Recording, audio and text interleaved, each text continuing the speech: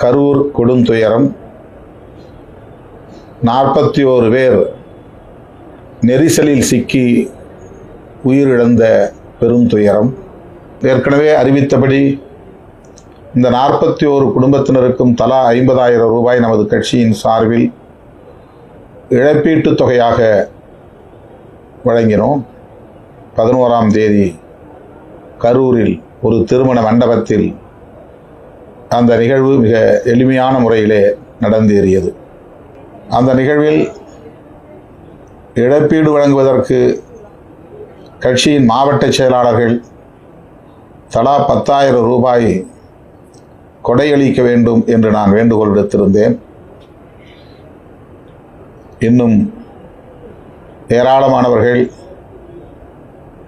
அந்த பணத்தை வங்கி கணக்கில் செலுத்த முடியாத நிலையில் இருப்பதை அறிந்தேன். ஜிபே மூலமாக செலுத்தும்படி நான் வேண்டுகோள் விடுத்திருந்தேன். ஆனால் அதில் சில குளறுபடிகள் அல்லது கோளாறுகள் இருந்த காரணத்தினால் வங்கியில் பணம் செலுத்த இயலவில்லை என்று பலரும் தொலைபேசி மூலமாக தகவல்களை பகிர்ந்து கொண்டார்கள். தற்போது அது சரி செய்யப்பட்டிருக்கிறது. எனவே மாவட்ட செயலாளர்கள், முன்னணி பொறுப்பாளர்கள்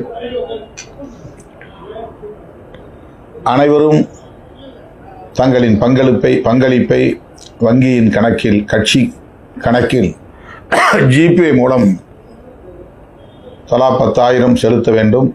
வசதி உள்ளவர்கள் கூடுதலாக நிதியை அந்த கணக்கிலே செலுத்த வேண்டும் என்று கேட்டுக்கொள்கிறேன்.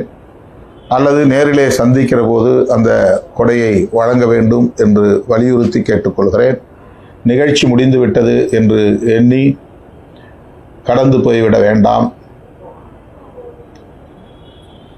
உங்களுடைய நிதி வந்து சேராத நிலையில் நாம் வங்கி கணக்கில் பணம் வந்து சேர்ந்துவிடும் என்கிற நம்பிக்கையில் காசோலைகளை வழங்கியிருக்கிறோம்.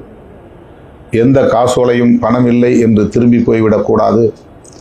எனவே இந்த ஓரிரு நாட்களில் தோழர்கள் உடனடியாக பணத்தை வங்கி கணக்கில் செலுத்த வேண்டும் என்று கேட்டுக்கொள்கிறேன்.